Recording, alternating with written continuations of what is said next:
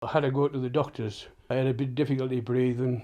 My temperature was very, very near the recommended one for saying that you've got to either ring 111 or isolate yourself.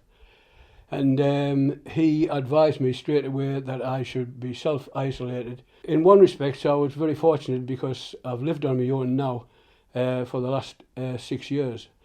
But enforced isolation is quite a bit different to what normal life is living on your own, because you can't basically go out.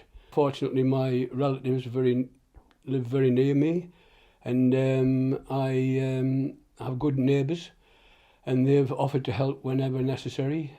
Albert is 78 and almost at the end of his self-isolation. Although he thinks staying at home is beneficial to people of his age, he thinks the government should do more. The only criticism I would have, and which I've thought about, is the fact that I think the testing that they did initially was the best course of action.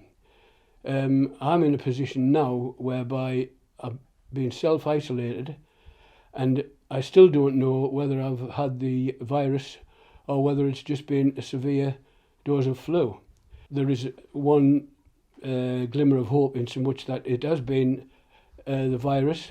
I would hope that my body has created the necessary antibodies to it, so that should we start peaking later on in the year, I should be covered.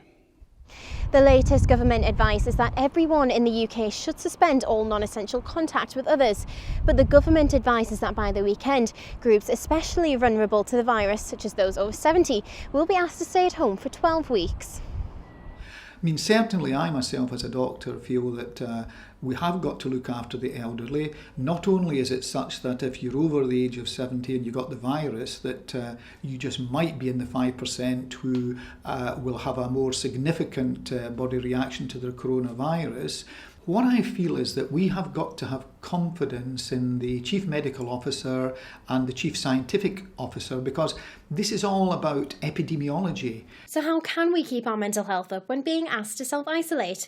David Brown is from If You Care Share. It's really important to try and maintain connections with people, but that's trying to arrange phone calls with people if you are on social media, connecting that way, email, text, those kind of things are really important. It might be that you don't have a huge social network, and then it's things like helplines that can be really useful, offering a listening service, so you are not alone in this. There is always a way, there's always support available, so please reach out if you need it.